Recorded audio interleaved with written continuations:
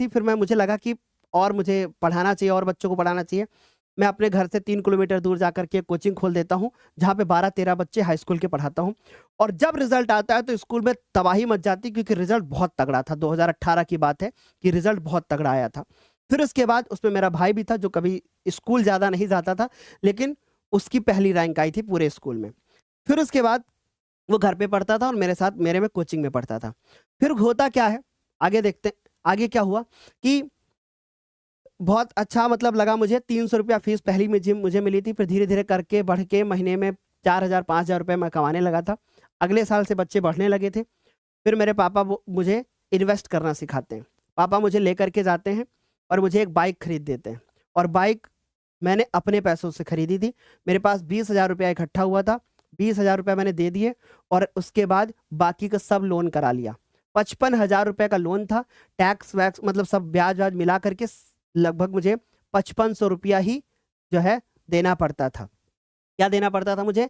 5500 रुपया मुझे महीने का देना पड़ता था। महीने का 8,000 7,000 कमाता था, 5500 रुपया मैं दे देता था अपनी बाइक की किस्त।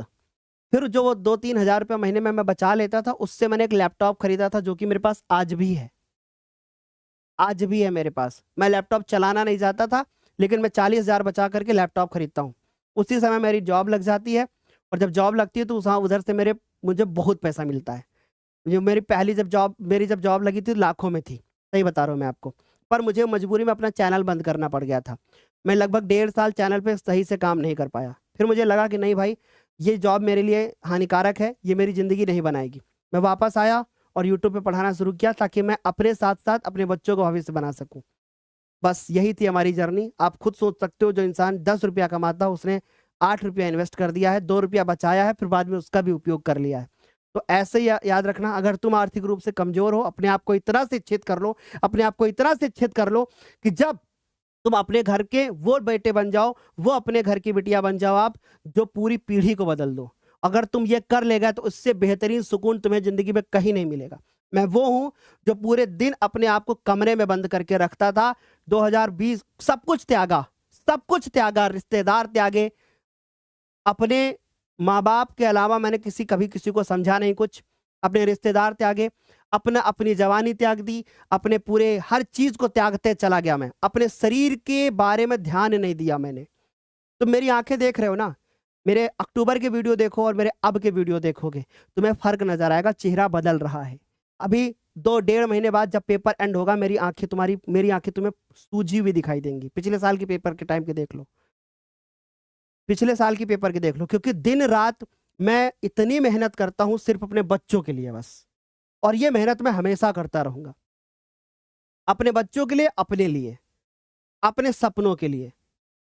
मुझे कुछ नहीं करना, मुझे कुछ ऐसा करना है कि लोग मुझे जाने बस। ये मेरा एक ड्रीम रहा है बस शुरू से, बस और कुछ नहीं। तो बस मैं यही बोलूँगा कि तुम लोग आर्थिक रूप से कितना भी कमज़ोर हो मेरे बच्चे, कितना भी आपके पास कुछ भी ना हो, पैसा ना हो, कुछ भी ना हो, पर तुम अपने आप को शिक्षित कर ले जाओ। तुम अपने आप को शिक्षित कर ले जाओगे, तुम्हें दुनिया की हर चीज़ मिलेगी। तुम अपने आप में मेहनत करोगे, तुम्हें दुनिया की हर चीज़ मिलेगी। तुम ये मत सोचो, अपना समय बर्बाद मत करो। किसी ऐसी जगह पे अपने समय को मत बर्बाद करो, जहाँ पे तुम्हारा कोई लाभ ना हो। ज़रूरी मैं आपको बताता हूँ, मेरा एक दोस्त है बस। मेरा सिर्फ़ एक दोस्त है, मेरा कोई दोस्त नहीं। उससे भी मेरी महीनों में बात होती है। एक दिन वो मैसेज करता है, 4 दिन बाद मैं उनको रिप्लाई करता हूँ। सिर्फ़ एक दोस्त है मेरा, एक दोस्त। व्हाट्सएप पे स्टेटस भी सोच समझ के लगाता हूँ कि रिप्लाई कोई करेगा अगर उसका, तो मैं जवाब नहीं दे पाऊँगा, क्योंकि समय नहीं है जवाब देने का। यह है तुरंत। इतना बिजी कर रखा है हमने अपनी लाइफ को, इतना बिजी कर रखा है मैंने। आज सुबह जब सो के उठा, तो पहले दिव्यांशी मैम को बुलाया।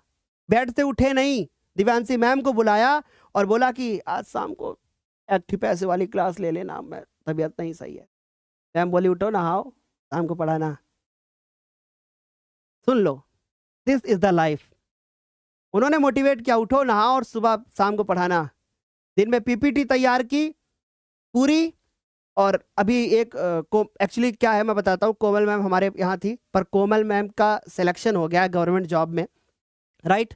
उनका एक लास्ट अटेम्प्ट बाकी है अभी, मतलब ऐसे समझ लो कि बस एक छोटा सा बाकी है, अगर वो भी हो जाएगा तो वो 100% श्योर है कि वो गवर्नमेंट जॉब में हो जाएंगी। And she was my student, ऐसे समझो आप कि वो मेरी एक स्टूडेंट थी और अभी भी वो स्टूडेंट ही है, मेरी पहली बैच की बच्ची है वो। तो आप समझ, और अभी मेरे पहले बैच का एक और स्टूडेंट भी है ना, तो राज नाम है उनका।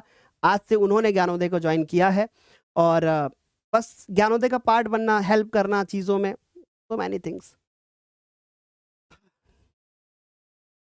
चलें, चले बेटा आगे, लगाए आग, चलो भैया।